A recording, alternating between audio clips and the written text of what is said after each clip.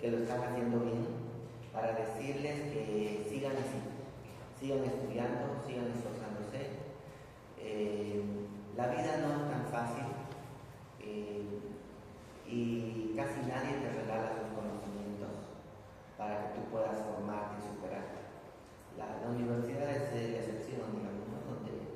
donde la gente te da un aporte para que tú te formes. Ahí vamos a hablar hoy día de traumatismo craneoencefálico. ¿Cuál es la definición de traumatismo craneoencefálico? El traumatismo craneoencefálico, o TEC, más conocido como TEC, es cualquier lesión física o deterioro funcional del contenido craneal secundario a un intercambio brusco de energía mecánica. ¿Ya? Esta definición incluye entonces todas las causas externas que pueden provocar conmoción, es decir, un solo golpe, contusión, es decir, un golpe con lesión, hemorragia o laceración del cerebro, del cerebelo o del tallo encefálico hasta el nivel de la primera vértebra cervical. Por debajo de la primera vértebra cervical se llama traumatismo raquimedular. Entonces, esta definición es, creo, lo más importante de la clase. Porque hay personas que dicen, no sufrió un TEC porque no tiene lesión, no hay herida. Claro, el paciente está confuso, desorientado, y eso ya es un TEC, ¿no? Entonces, lesión física o deterioro funcional ya es un traumatismo craneoencefálico. Hay algunos alumnos que son diferentes tipos de estudiantes, ¿no? Aprendemos de forma diferente.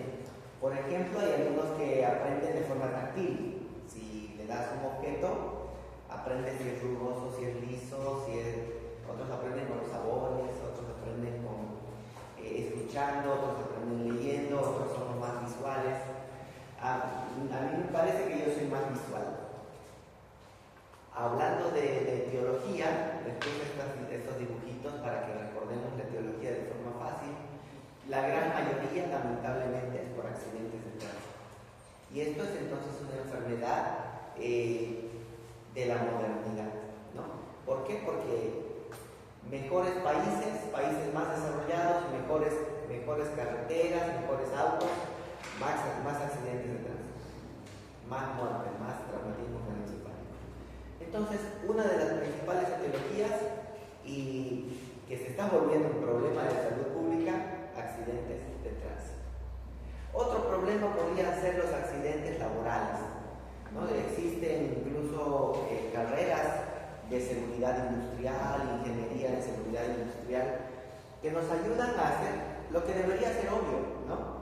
Si vas a subirte a un segundo piso, tercer piso, décimo piso, piso 45, deberíamos utilizar un arnés, deberíamos utilizar casco, guantes protectores, etcétera, pero en la realidad pocas veces se ocupan los mecanismos de seguridad.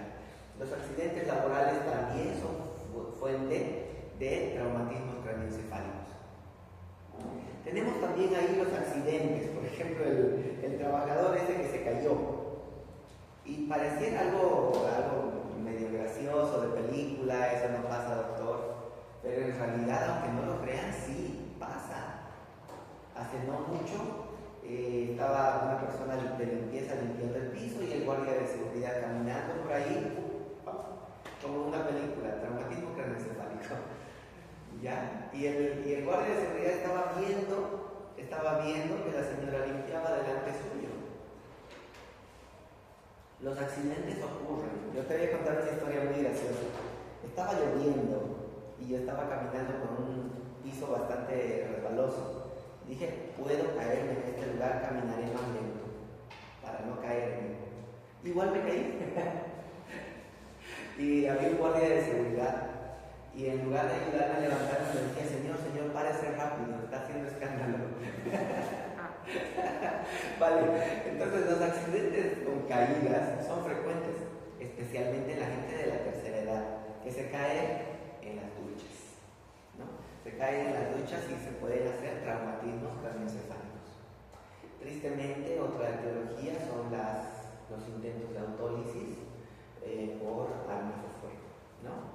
Las agresiones físicas también pueden ser una etiología del traumatismo craneoencefálico. Y en esto nos toca ser un poco tolerantes, ¿no?, con las personas. No podemos simplemente ir a los golpes siempre. Atendí el año pasado a un paciente con discapacidad. Y este paciente con discapacidad solamente dice sí a todo le dice sí. ¿Tú te llamas Carlos? Sí. ¿Quieres comer? Sí. La única palabra que dice sí. Vale. Entonces dice que este amigo llamó un taxi por aplicación. ¿Se subió ustedes, Carlos? Sí. ¿Se subió? ¿Está yendo a tal dirección? Sí. Bueno, seguían yendo y dice que el hombre le dijo: te veo medio raro, mire. ¿Vos querés asaltarme, no? Sí. El taxista se bajó, le dio una paliza, la gente de alrededor del barrio, justamente. El taxista dijo: este hombre es un asaltante de auto, me quería asaltar, no sé qué, se inventó una historia en la cabeza, ¿no? Y al final salió hinchado el chico, el muchacho discapacitado. Hasta que llegó alguien y lo reconoció que era un muchacho discapacitado y que lo único que decía era sí. Ya todo hinchado y con lesiones y trauma craneoencefálico. Increíble el pobre muchacho que ha sido lastimado por la intolerancia de la gente. Ahora, otra etiología del traumatismo craneoencefálico son las lesiones deportivas. Sí, lamentablemente las lesiones en el boxeo, en el karate, en el judo, en todas las artes marciales son posibles. Y estas lesiones no son como en la agresión física, grandes lesiones, sino son sobre todo microtraumas.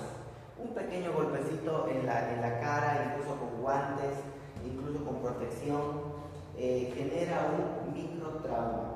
Y la suma de microtraumas genera entonces lesión cerebral. ¿Ya? Claro, no hay que olvidar que también existen posibilidad de grandes lesiones y hay deportistas geniales que lamentablemente han sido lesionados de por vida en actividades deportivas de combate. Sin embargo, lo común son los microtraumas, ¿no? Así que estas son las etiologías más frecuentes del trauma craneoencefálico. ¿Se te ocurre tal vez alguna otra etiología?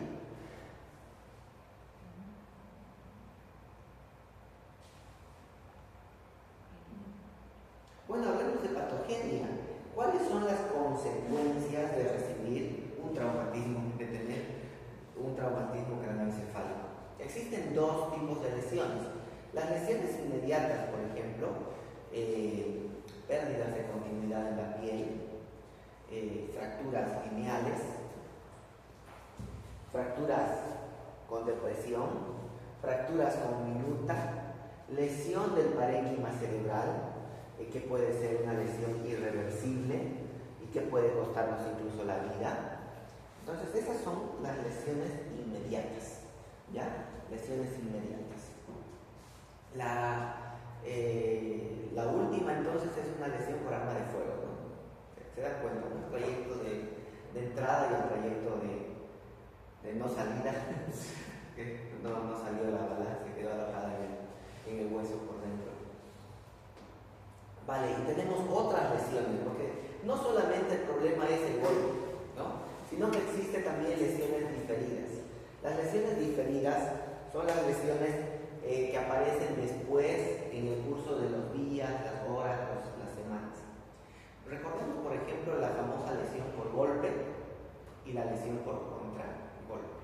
En la lesión por golpe y por contragolpe, la persona golpea primero la cabeza y en la masa encefálica, el hueso, al tener otra densidad, el parénquima cerebral tener otra densidad, desacelera a diferente velocidad. El hueso desacelera y el parénquima cerebral desacelera a otra velocidad. De tal forma que el cerebro impacta contra el tejido óseo y se genera una lesión a nivel cerebral. Por la parte de atrás, por el otro lado, sin embargo, se genera un vacío, una fuerza de vacío que hace que después del golpe el cerebro regrese nuevamente hacia atrás y hace una lesión por contragolpe. A veces la lesión por contragolpe es peor que la lesión por golpe. Entonces vemos que siempre que hay una lesión por golpe, aparece una lesión por contragolpe exactamente contralateral. Después de una lesión por golpe, aparece una lesión por contragolpe. ¿Ya? Y estas lesiones diferidas pueden ser varias, desde edema cerebral difuso hasta hematomas intraparenquimatosos, hematomas epidurales que van aumentando de tamaño con el paso de los minutos, hematomas subdurales que van aumentando de tamaño en el paso de los siguientes minutos y horas. Y al final, si nos damos cuenta, las lesiones inmediatas más las lesiones diferidas van a generar en el paciente un aumento de la morbimortalidad. Hablemos de anatomía patológica. Entonces la tomografía, el traumatismo craneoencefálico puede darnos lesiones abiertas o lesiones cerradas. Las lesiones abiertas pues serán laceración con fractura, exposición de la masa encefálica, y los traumatismos craneoencefálicos cerrados pueden ser focales por lesiones primarias y secundarias como vimos, o pueden ser difusas por lesiones primarias o lesiones secundarias. En esta imagen nosotros estamos viendo pequeñas lesiones en el parénquima cerebral, y estas lesiones en el parénquima cerebral entonces son lesiones por trauma craneoencefálico. También vemos acá en las flechas, en las flechas estamos viendo lesiones del parénquima encefálico, hemorragias internas, hemorragias corticales, hemorragias internas, ¿no? Que son lesiones por golpes, lesiones por contragolpes en el traumatismo craneoencefálico. Vemos acá cómo existen zonas más lastimadas que otras, incluso con pérdida de masa encefálica o áreas de gliosis. Una vez que el cerebro sana, queda con lesiones, ¿no? Y de ahí es que la persona puede quedar con epilepsia, con trastornos neuropsiquiátricos, trastornos de comportamiento, porque no es que el cerebro sane totalmente bien. Aquí les voy a mostrar entonces cómo debería ser el cerebro sano, pero después de un accidente, de un trauma craneoencefálico, cómo el cerebro queda lastimado y aparece un área de gliosis, que es murieron las neuronas, las células de la glía recuperaron, pero si se dan cuenta ya no es lo mismo, ¿no? Las lesiones de trauma craneoencefálico entonces entendemos que dejan secuelas, ¿ya? Pueden generar secuelas los traumatismos craneoencefálicos. Epidemiológicamente hablando, 75% de los pacientes con trauma craneoencefálico tienen lesiones leves, 15% traumatismo moderado y solamente 10% es catalogado como traumatismo craneoencefálico grave. Ya, mientras más desarrollado es el país, mejores carreteras, mejores vehículos, más velocidad, más riesgo de traumatismo craneoencefálico. Por ejemplo, una estadística decía que en Estados Unidos habían aproximadamente 1.700.000 lesiones cerebrales por año, y de esas 275.000 eran internados y se producían 52.000 muertes por año. Es una estadística antiguísima, ¿eh? Y 52.000 muertes por año por traumatismo craneoencefálico. ¿Te imaginas? Podríamos armar un pueblo con eso, ¿no? 52.000 muertes. Y eso estamos hablando solo en un país. En otros países Dice 300 habitantes por cada millón sufren trauma craneoencefálico severo. Y eso representará entonces, además de mortalidad, secuelas, morbilidad. Esa persona que tiene una secuela ya no puede trabajar igual, ya no puede ser productiva igual. Así que se representa una carga social y familiar. ¿Qué pasa con el traumatismo craneoencefálico? ¿Qué es lo que ocurre inmediatamente? ¿Qué ocurre inmediatamente en el cerebro después de un trauma craneoencefálico? Recuerda que la semana pasada habíamos hablado de que el hueso es el continente y adentro tenemos el contenido, que está formado por sangre venosa, sangre arterial, parénquima encefálico, líquido cefalorraquídeo. ¿Ya? La doctrina de Monroe y de Kelly nos decía que todo tiene que estar en perfecto equilibrio. Sin embargo, para que eso cuando esté en perfecto equilibrio, la presión intracraneal normal en estado de reposo es aproximadamente de 10 milímetros de mercurio. En este momento nuestra presión intracraneal es aproximadamente 10 milímetros de mercurio. Esta presión intracraneal permite que los vasos sanguíneos que están dentro del cerebro tengan el suficiente espacio, por decirlo así, para hacer circular libremente la sangre con una presión arterial normal. El flujo sanguíneo normal es entre 40, 50, 60 ml de sangre por cada 100 gramos de tejido cerebral por minuto. Eso significa que si el flujo sanguíneo disminuye, vamos a poner la idea de que si la presión intracraneal aumenta, los vasos sanguíneos ya no van a poder tener el mismo tono, sino van a colapsarse. Al colapsarse, el flujo sanguíneo va a disminuir. Cuando disminuye el flujo sanguíneo cerebral a volúmenes de 18 a 20 ml por cada 100 gramos de tejido cerebral por minuto, sucede la isquemia cerebral. Le falta sangre al cerebro. Cuando el flujo sanguíneo es mucho menor todavía, entre 8 y 10 milímetros de mercurio, el parénquima cerebral entra en una fase de muerte llamada necrosis. Entonces le falta demasiada sangre al cerebro, el flujo sanguíneo es muy pobre, entonces el flujo sanguíneo cerebral no es suficiente y el cerebro entra en una fase de necrosis, muerte celular por necrosis. Por lo tanto, necesitamos una buena presión arterial para vencer la presión intracraneal. ¿Ya? Para eso existe una fórmula llamada PAM. La PAM es la presión arterial media. ¿Cómo se obtiene la PAM? La PAM se obtiene por la suma de dos presiones diastólicas más una sistólica dividida entre 3. ¿Ya? Entonces, la presión arterial media debería estar entre 50 y 150 milímetros de mercurio para poder mantener un flujo sanguíneo cerebral constante. Si esta presión arterial media está menos de 50, entonces el cerebro está en una fase de hipoxia o anoxia cerebral. Así que, por eso en el trauma craneoencefálico medimos la presión arterial. Porque ¿qué tiene que ver que se haya golpeado la cabeza con medirle la presión? No, uno piensa así. Entonces tiene que ver porque necesitamos una buena presión arterial y con la presión arterial que nos salen los dos numeritos, sistólica y diastólica, calculamos la PAM. La PAM tiene que estar arriba de 50.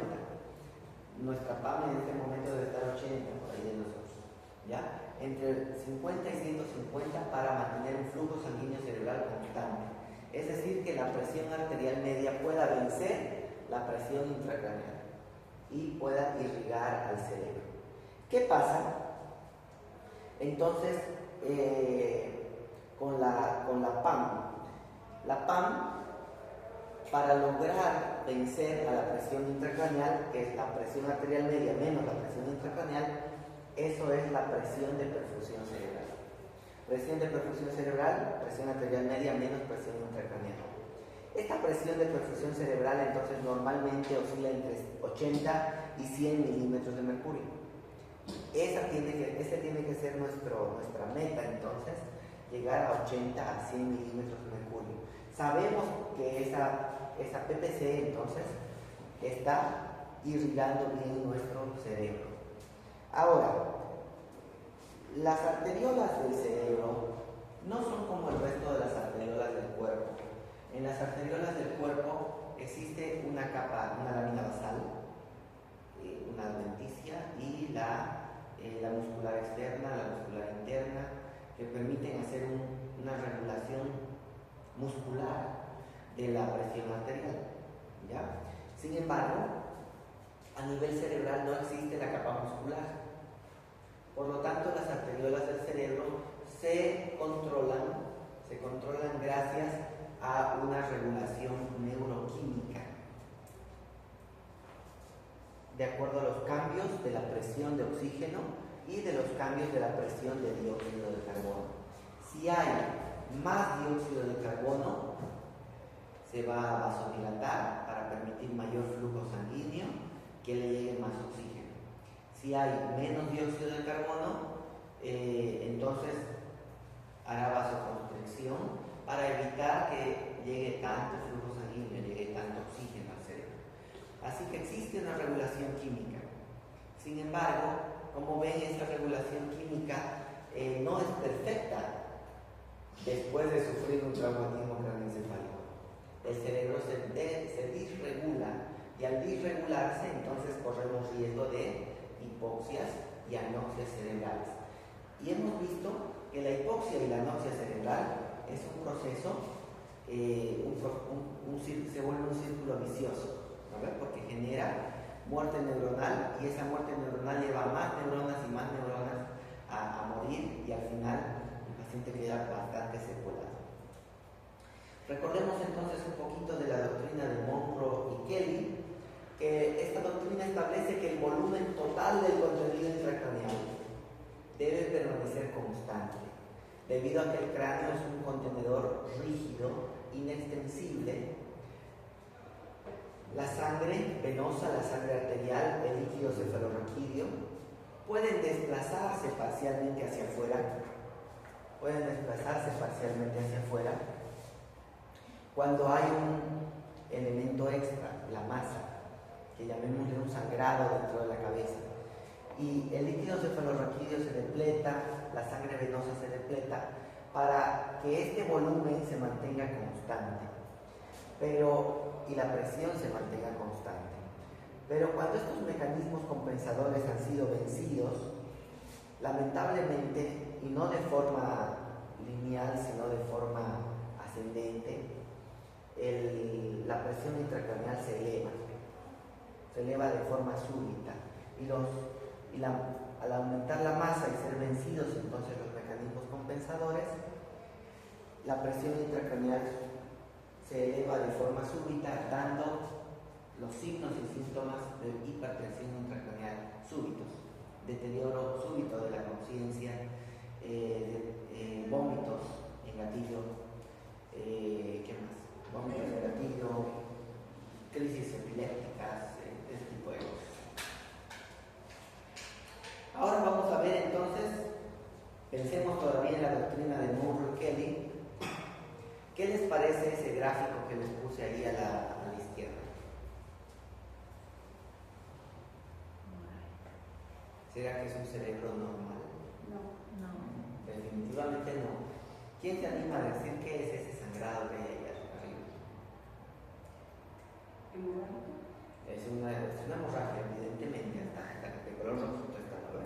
¿Pero qué se llama? ¿Es un hematoma intraparenquimatoso, epidural, sutural, hemorragia subaracnoidea? ¿Qué será? Ya, dos se animan a hemorragia subaracnoidea. ¿Qué más? ¿Qué más? Epidural, ya. Un epidural, dos subaracnoideas. ¿Qué dice el resto?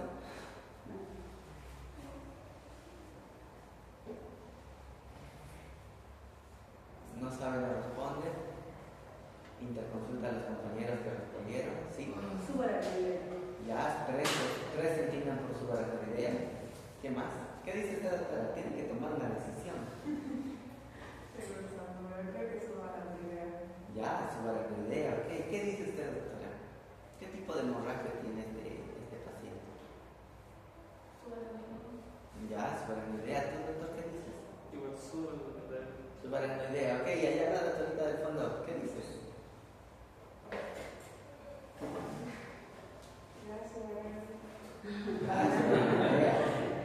Ya, hay un experimento, ¿no?, en internet que circula que dice: esta pasta es de color verde.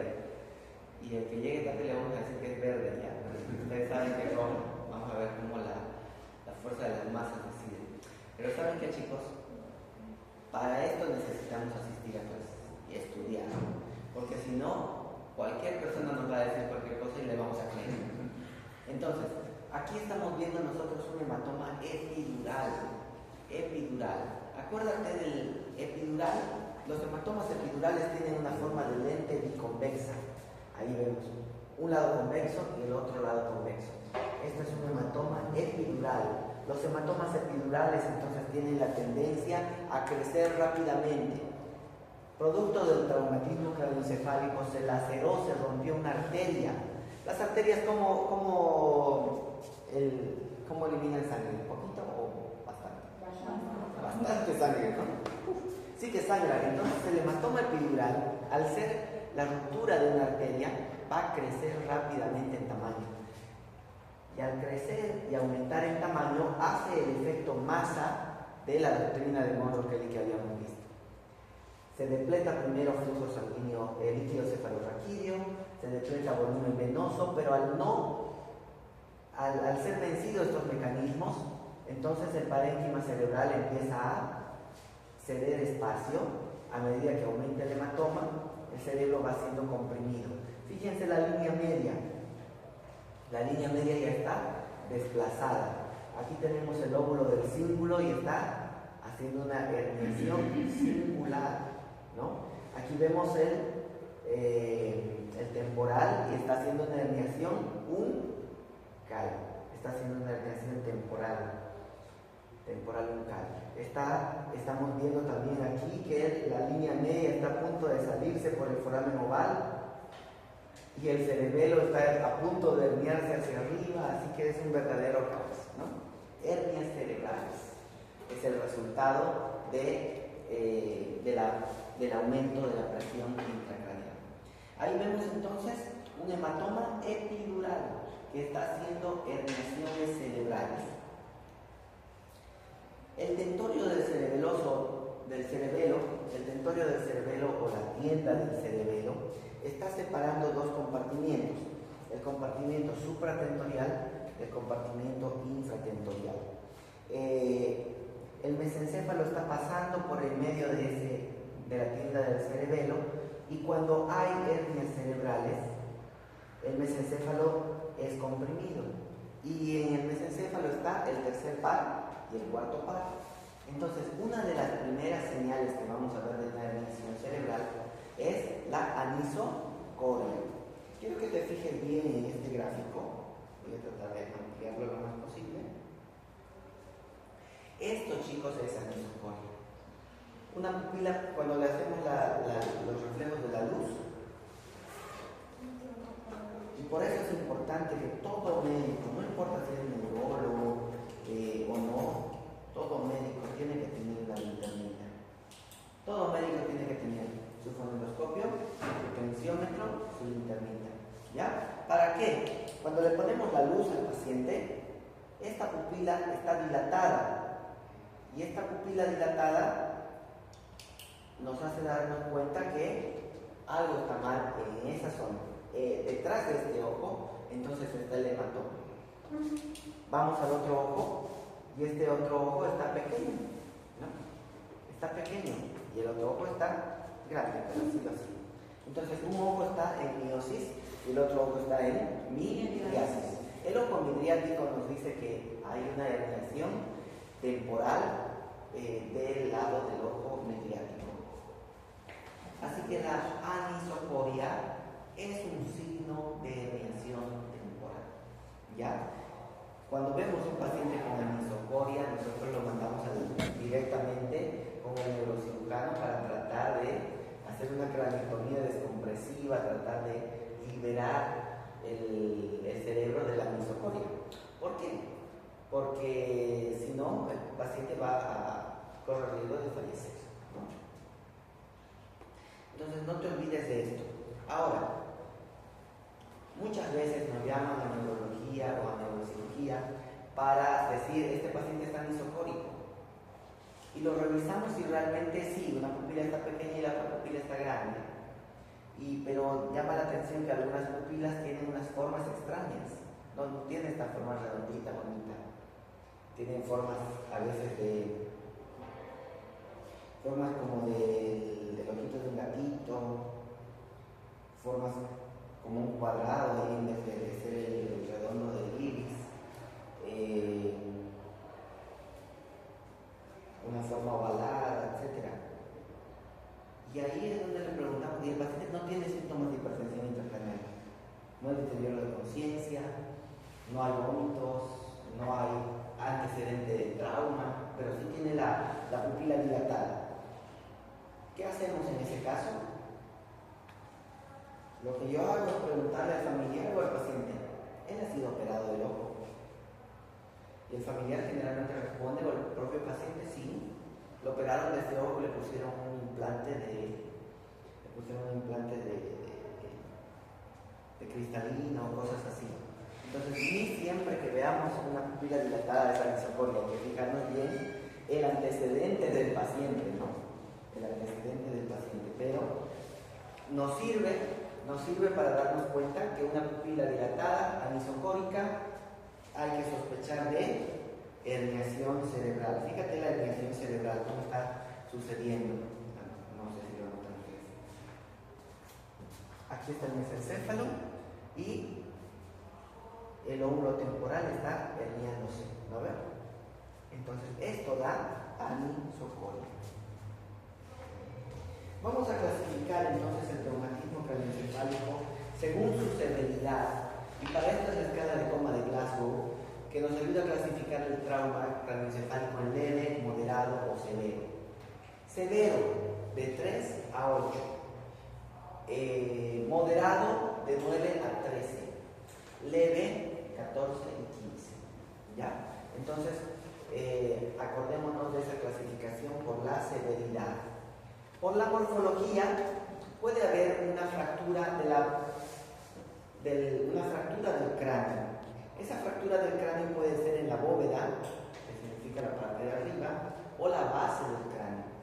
Cuando hay una fractura de la bóveda, esta fractura puede ser lineal, solo una línea, o puede ser deprimida, o puede ser una fractura estrellada, o puede ser una fractura abierta con exposición de masa encefálica.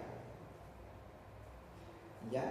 Vamos a ver también que cuando hay una fractura de la base del cráneo, tenemos que pensar nosotros si esta fractura de la base del cráneo tiene salida de líquido cefalorraquídeo o no, y si tiene lesión o no del séptimo paracraneal. Por eso, cuando revisamos a un paciente con trauma craneoencefálico, le pedimos, por favor, mire para aquí a la derecha, a la izquierda, para ver si hay fractura de la bóveda, y también muestre los dientes para ver si hay fractura de la base del cráneo. Porque el nervio facial pasa por la porción petrosa del temporal. Si el temporal se fracturó, hay fractura de base del cráneo, probablemente haya parálisis facial.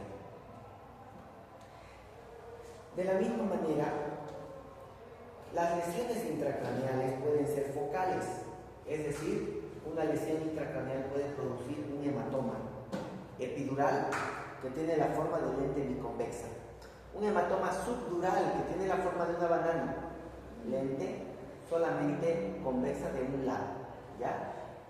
Y del otro lado cóncavo. Y la hemorragia intracerebral o intraparenquimatosa, que vamos a ver que está dentro del parénquima cerebral. La hemorragia subaracnoidea está justamente donde debería haber líquido cefalorraquídeo. En esos lugares hay sangre, a eso le llamamos hemorragia subaracnoidea. La lesión intracraneal difusa, es decir, esa lesión que lastimó todo, puede clasificarse en concusión cerebral. Una concusión cerebral es la forma mínima de daño cerebral. Se golpeó la cabeza. El paciente puede tener cefalea, algo de mareos, algo de náuseas, pero pronto se va a poner bien después de reposar y recibir hidratación y analgésicos. Puede haber múltiples contusiones y puede haber lesiones hipóxico-isquémicas, como vimos por aumento de la presión intracraneal. También puede haber la famosa lesión axonal difusa. ¿Cuál es la lesión axonal difusa?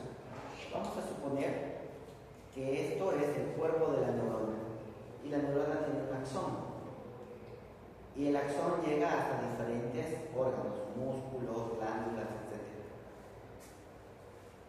El cuerpo de la neurona está en la sustancia gris y el axón está en la sustancia blanca. Habíamos hablado hace un momento que el hueso tiene una desaceleración diferente, el parénquima cerebral tiene una desaceleración diferente a diferente velocidad, pero también notemos que la corteza están incluidos los cuerpos neuronales y la sustancia blanca están incluidas los axones de las neuronas. También tiene una velocidad diferente de aceleración y desaceleración.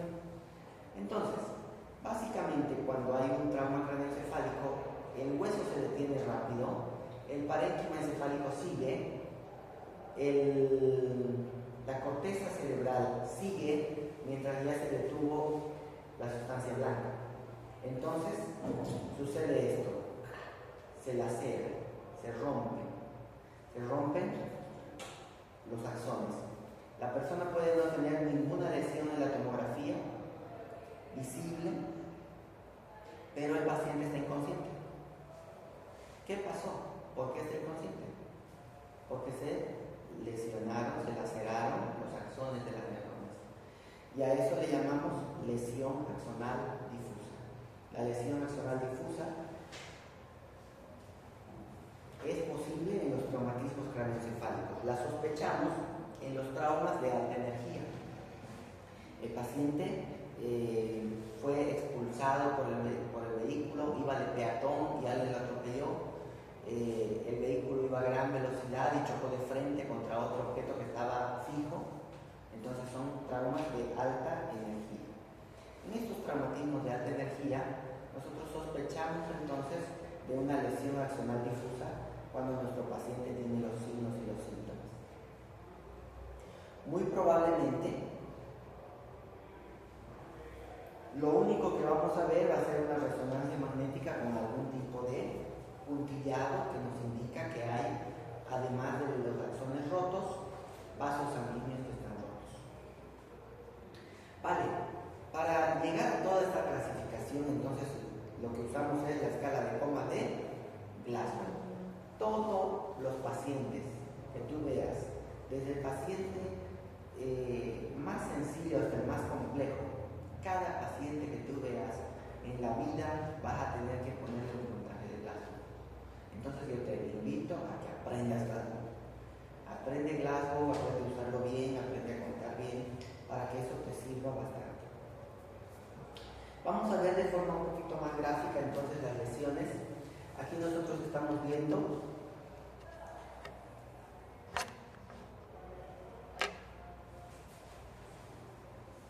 una fractura de base del cráneo. Vemos aquí cómo hay una fractura del hueso, de la porción basal del hueso frontal y del hueso esfenoides. ¿Vale? Ingresó aire y ha hecho un neumoencéfalo subdural. Ya ahí tenemos una fractura de la base del cráneo. Si notan acá deberíamos ver las celdillas esfenoidales, pero están ocupadas de sangre. También los senos frontales están ocupados de sangre. Y aquí hay una pérdida de continuidad del hueso. ¿Cómo vamos a reconocer las fracturas? El hueso debería verse así, totalmente liso, totalmente recto. Y me van a decir ustedes en qué parte de esto está la fractura. Cuando vean la fractura dicen ahí está. ¿La vieron la fractura? Sí. Acá hay una fractura. ¿La ven? Entonces, tenemos que ir viendo el hueso y la continuidad del hueso debería estar. Pero cuando hay una pérdida de continuidad, eso es una fractura. Lo mismo aplica para estas otras zonas. Vamos a ir viendo esta cortical. ¿Está yendo bien? ¿Está yendo bien? No hay pérdida de hueso hasta ahí. Te das cuenta que aquí hay pérdida, ¿no? Entonces eso es un trazo de fractura. Ahora vamos a hacerlo más chiquito para que puedan reconocer todo. Fractura aquí, fractura aquí. ¿Ya? Bien, veamos otro tipo de fracturas. Estas fracturas se llaman fracturas lineales. Este es un cráneo, la parte occipital, y tiene un golpe el paciente y tiene una fractura lineal. Vamos a verlo en un esquema, cómo serían las fracturas lineales. Son fracturas que pueden el paciente tener una lesión cutánea y tiene una lesión que ha atravesado la tabla interna, el diplo de la tabla externa, pero que no ha producido un movimiento del hueso.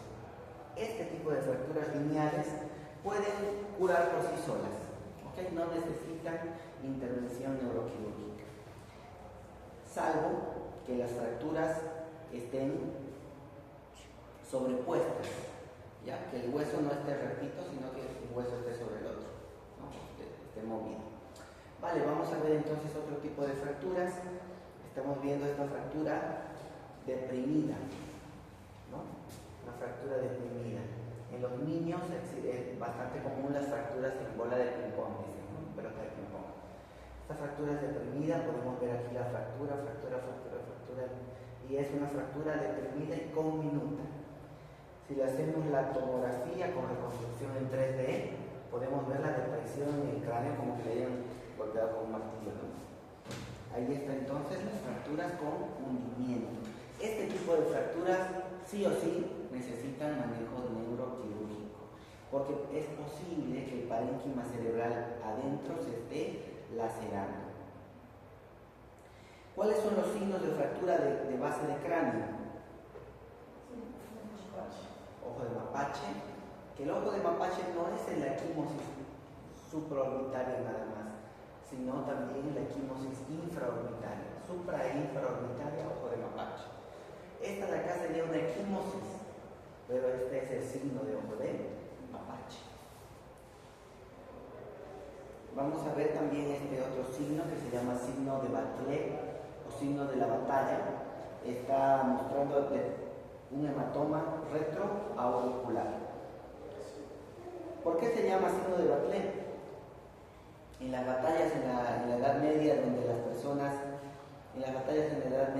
personas luchaban con espadas y escudos y lanzas y ese tipo de cosas, pues habían soldados que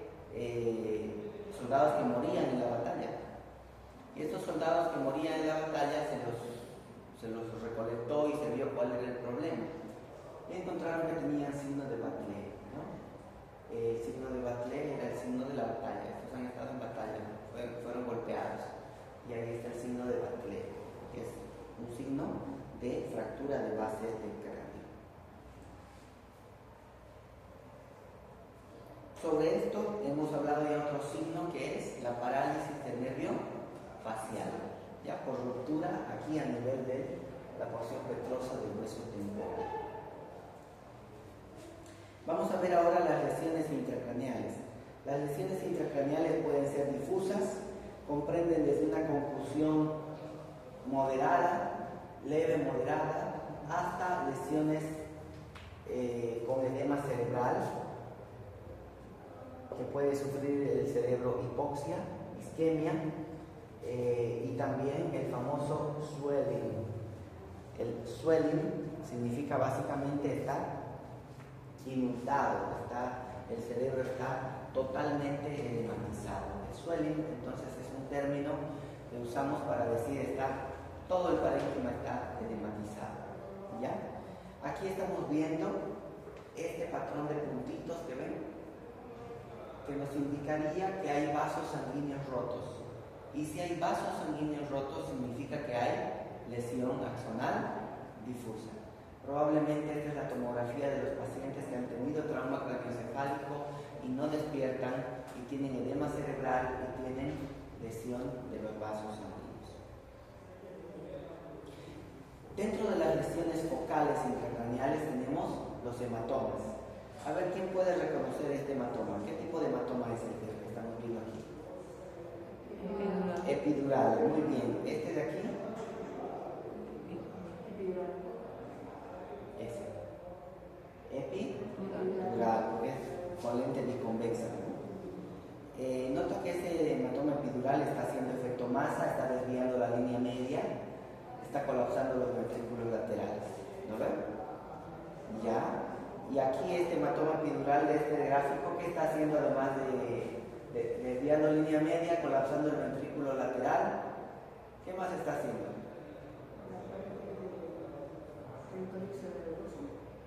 Ya, está haciendo una herniación temporal, ¿no? ¿Y el mesencéfalo dónde está? ¿Está en la línea media? No. ¿Cuál va a ser el signo en este paciente? Anisocoria. Muy bien. Entonces, los hematomas epidurales son relativamente infrecuentes, sin embargo, representan una emergencia médica. El paciente con hematoma epidural es el típico paciente que entra de emergencia despierto, escúchenlo bien, despierto, y les cuenta la historia: mire doctor, yo estaba andando en motocicleta, no usé casco porque se lo presté a mi novia,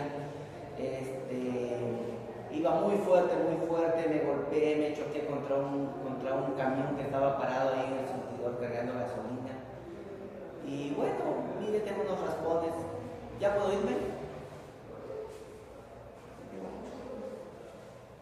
Si el médico le dice: sí señor, váyase, todo bien con usted, Glasgow 15-15.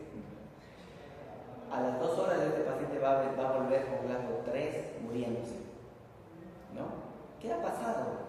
El hematoma epidural al principio es pequeño, el paciente está despierto, el coma inicial, el que se haya desmayado al principio, es producto del trauma, pero a continuación hay un pequeño sangrado donde el paciente tiene un periodo lúcido. Hasta que el hematoma crece, el paciente está despierto, hasta cuando ya está muy grande pierde la conciencia. Entonces, el hematoma epidural tenemos que sospecharlo en todo paciente que ha tenido un trauma craneoencefálico de mediana o alta energía y que ahora que ha perdido la conciencia y que ahora está hablando con nosotros, está despierto, está en su periodo lúcido del hematoma epidural. Y este paciente a las pocas horas va a deteriorar. Entonces, al paciente que ha tenido un mecanismo de trauma de mediana o alta energía, ¿qué tengo que hacer? Internarlo. Bien, doctora, salvó una vida. Internar a ese paciente. El error médico es decirle: bien, no tiene ninguna herida por fuera, está hablando, ha tenido un accidente con suerte, vaya a la casa. Ese es el error médico. Entonces, lo mejor es internar al paciente y hacerle tomografías seriadas. Hoy le hago una tomografía, a la tarde le hago otra tomografía, mañana en la mañana le hago otra tomografía, buscando ¿qué cosa? Hematomas epidurales. ¿Qué diagnóstico le podríamos internar a nuestro paciente si estaría hasta lúcido y no presentaría una lesión? Trauma craneoencefálico. ¿Sí? ¿Trauma? Trauma craneoencefálico. ¿Por qué? ¿Cuál es la definición de trauma craneoencefálico, chicos? Es una lesión física por deterioro funcional, ¿no?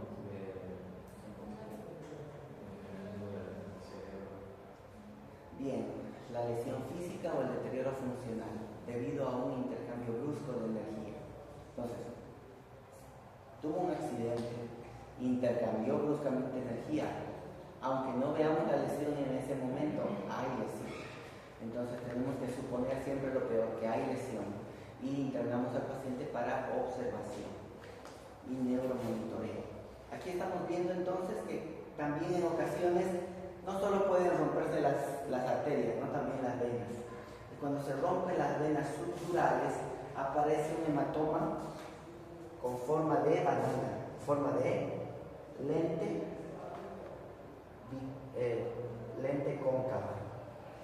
A esto le llamamos hematoma subdural. Es un hematoma más lento, pero también igual potencialmente grave que el hematoma epidural. También la resolución es neuroquirúrgica. A ambos pacientes tiene que valorarlos en internación, si es posible en terapia intensiva, tiene que valorarlos un neurocirujano. Vamos a ver otro tipo de lesiones intracraneales, por ejemplo, las contusiones hemorrágicas y los hematomas intracerebrales. Contusión hemorrágica será entonces un golpe que ha sangrado. Aquí vemos un golpe que ha sangrado, contusión hemorrágica. Y aquí estamos viendo un hematoma intraparenquimatoso, sangre dentro del parénquima cerebral. Hematomas intraparenquimatosos y contusiones cerebrales hemorrágicas nos hablan de, inciso A, un paciente que puede irse a la casa. Inciso B, un paciente que tiene que ser internado en emergencia. Inciso C, un paciente que tiene que ser internado y manejado en terapia intensiva y con neurocirugía. Inciso C, muy bien, chicos. Inciso C, tiene que ser internado en una terapia este paciente y manejo y seguimiento por neurocirugía, ¿no? La mayoría de las contusiones ocurren en los lóbulos frontales, los lóbulos temporales.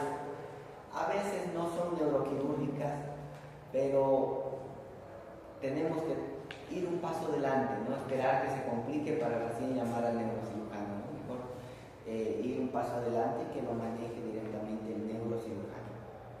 Bueno, ¿cómo hacemos el manejo de un trauma craneoencefálico? Trauma craneoencefálico leve es el paciente que ha tenido entonces una lesión de un mecanismo de acción de baja energía. En este momento él está tal vez un poco desorientado o tiene una amnesia transitoria, pero el paciente está consciente y hablando. Mecanismo de acción de baja energía. Se resbaló, se cayó, se golpeó contra algún objeto. ¿Ya? Baja energía. Este paciente entonces lo que podemos hacer es observarlo un par de horas, si todo está bien. Le podemos pedir una radiografía de cráneo, el examen físico normal, la radiografía normal, el paciente no ha deteriorado su Glasgow, entonces podemos darle de alta con la indicación de tomar analgésicos, reposo y también retornar de inmediato en caso de presentar síntomas de deterioro neurológico.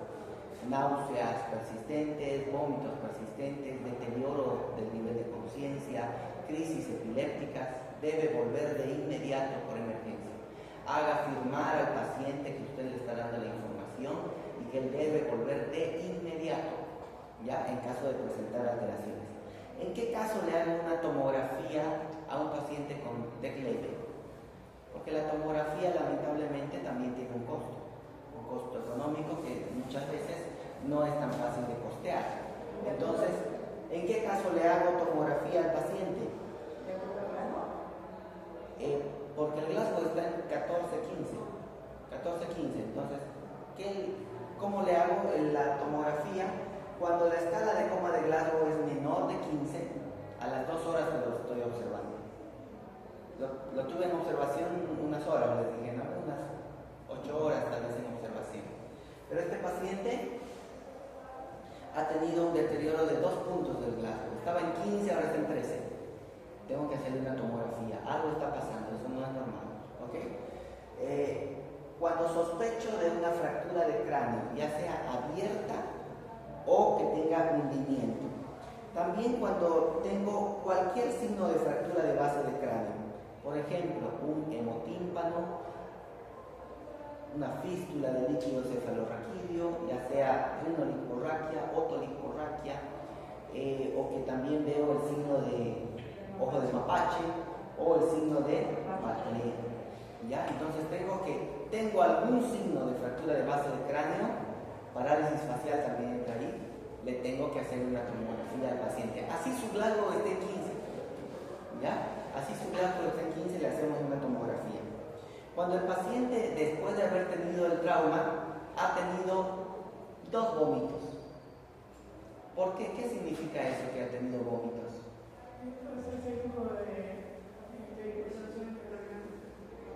Ya puede ser un signo de proceso intracraneano, o sea, hay una masa probablemente, y esa masa está aumentando y está elevando la PIC, la presión intracerebral, porque el vómito es una señal de hipertensión intracraneal. Entonces, el paciente tiene síntomas de hipertensión intracraneal, ha vomitado 2 veces, tomografía, por más que su Glasgow esté en 15, ¿ok?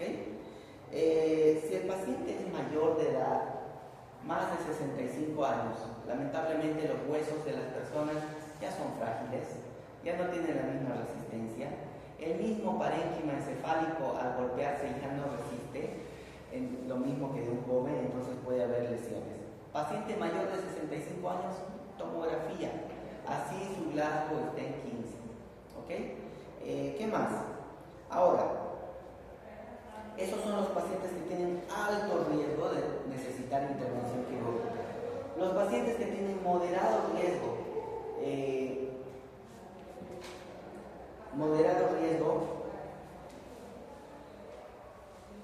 como por ejemplo, se golpeó la cabeza y estuvo inconsciente por más de 5 minutos, tomografía. Ya han pasado 30 minutos y no se acuerda lo que pasó. ¿Cómo se golpeó? ¿Cómo fue el mecanismo? Tomografía. Ya, amnesia anterior al impacto, más de 30 minutos. Ha tenido un mecanismo riguroso de trauma, tomografía. Por ejemplo, era un peatón que lo chocó una moto, un auto, un camión, tomografía. Por más que él esté con Glasgow 15-15. Él era una persona que estaba manejando bicicleta y al manejar bicicleta se cayó y golpeó la cabeza, tomografía. ¿Ya? Estaba manejando el vehículo otra persona y él, como ocupante, salió volando por el parabrisas hacia adelante, tomografía. Por más que el paciente esté con Glasgow 15-15. Estos criterios son los criterios de la New Orleans, para indicar que todo paciente con trauma craneoencefálico leve, que tiene riesgo moderado o alto de lesiones cerebrales, tiene que hacerse una tomografía. Supongamos que el paciente estaba subiendo gradas. ¿Cuántos escalones es lo correcto para hacerle tomografía o no? 3, ¿ok? ¿Qué dice el resto?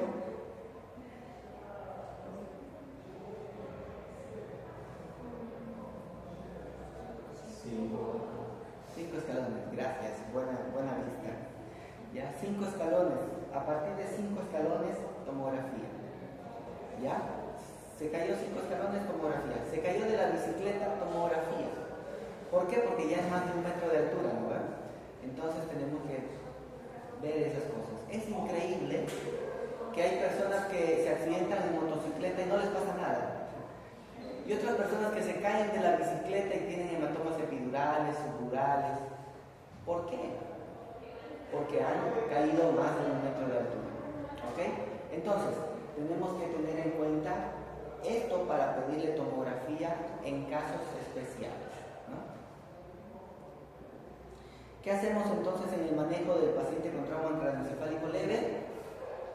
Revisamos al paciente, lo internamos de tránsito, 8 horas de observación, vemos si el paciente mantiene el Glasgow, vemos si el paciente deterioró el Glasgow, vemos las pupilas, monitorizamos la presión arterial, monitorizamos la glicemia, cuidamos del paciente ese tiempo, ¿ya?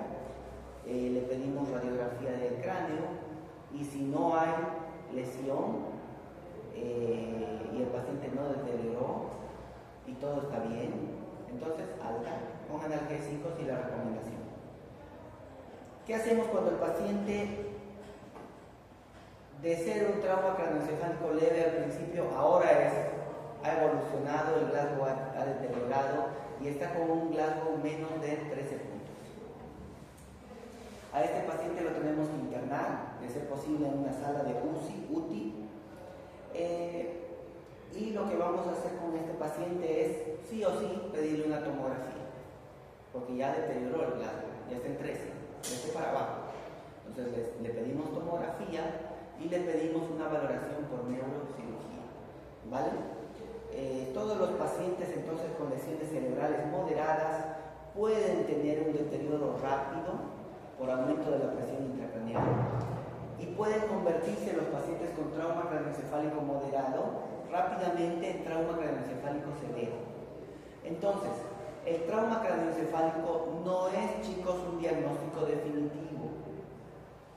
Por eso cuando internamos a un paciente no podemos ponerle no le podemos poner trauma craneoencefálico leve, porque en los hospitales, ¿qué pasa? Nos pasamos el turno.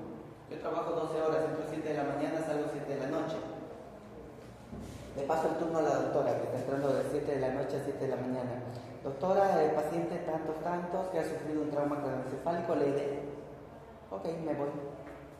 El personal se fue, que conocía al paciente, cómo llegó, qué tenía, qué no tenía. El otro médico escuchó, trauma craneoencefálico leve, Glasgow 14-15, no pasa nada. Hay que observarlo. Y eso puede dar lugar a confusión.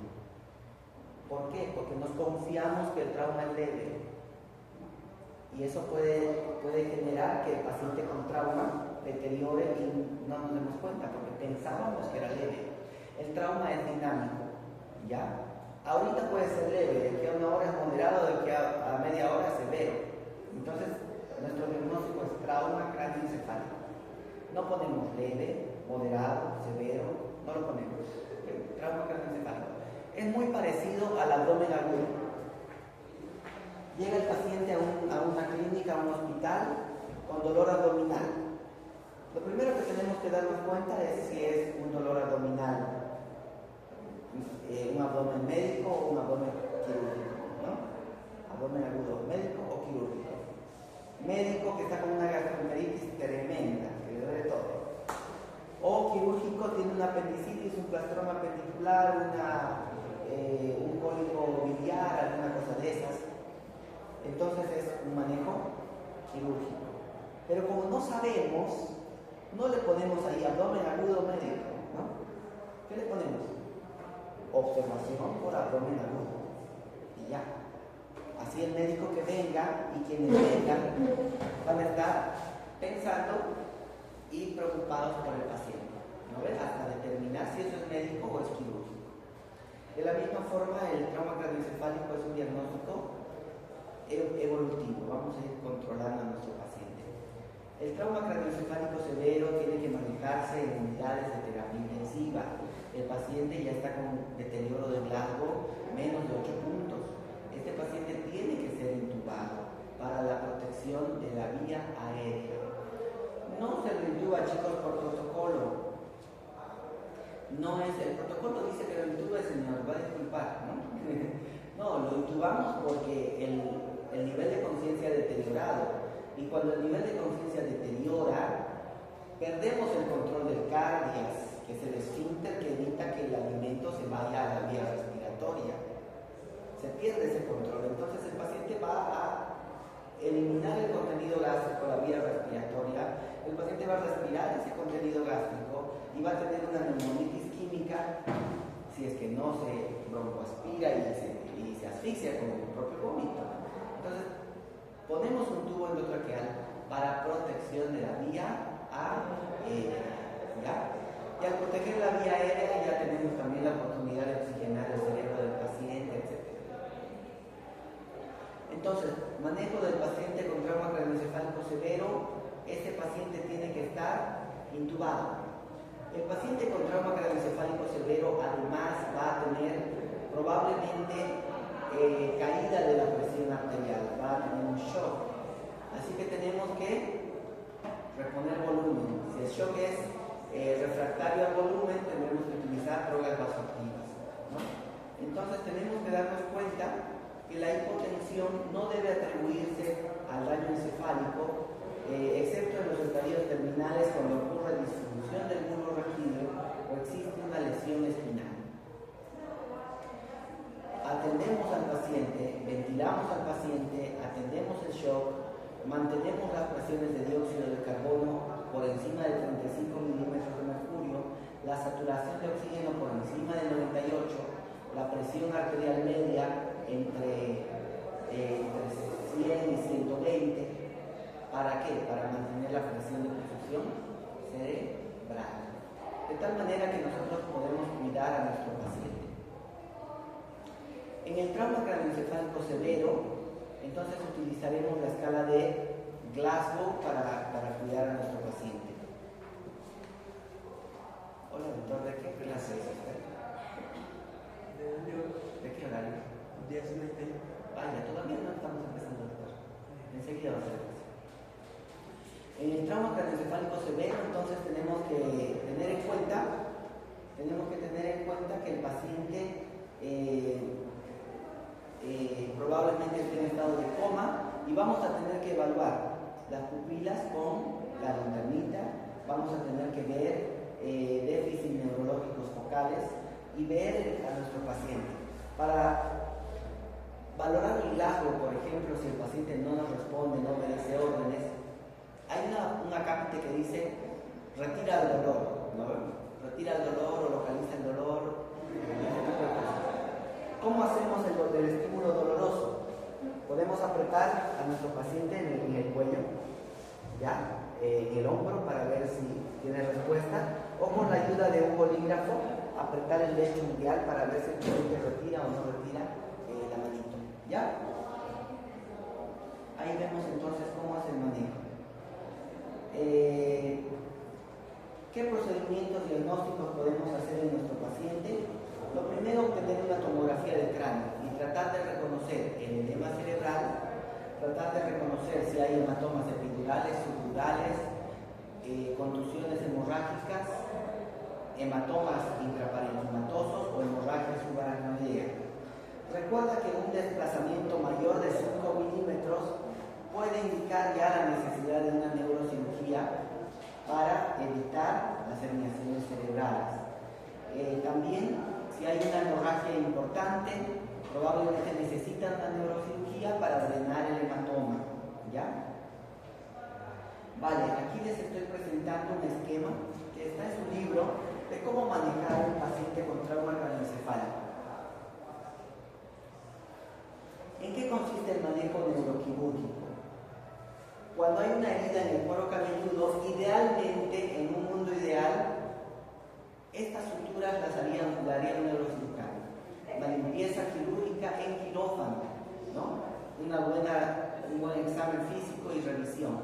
En nuestro país, una señora decía el otro día, en el país subdesarrollado, tercermundista, decían, en nuestro país, que no tenemos básicamente la infraestructura que se requiere, en algunos lugares esto lo hace enfermería o lo hace el médico general.